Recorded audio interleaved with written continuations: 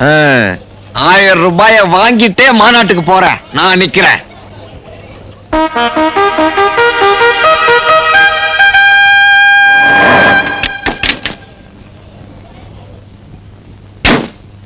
Kamala, பிஜேபிக்கே famous. ஒரு ஆள் அசையாம சில மாதிரி நிப்பாரு. அந்த ஆளை வேடிக்கை பார்த்துட்டு போலாம். வாங்க. என்ன செஞ்சாலும் அசையவே மாட்டாருடி.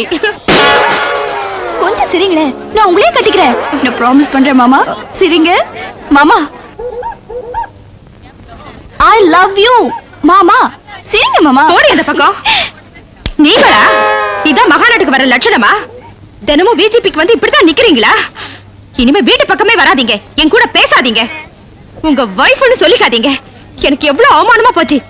அம்மா லட்சுமி, உனக்கு அவமானமா போச்சு, எனக்கு 1000 ரூபாய் போச்சுமா. அம்மாடி.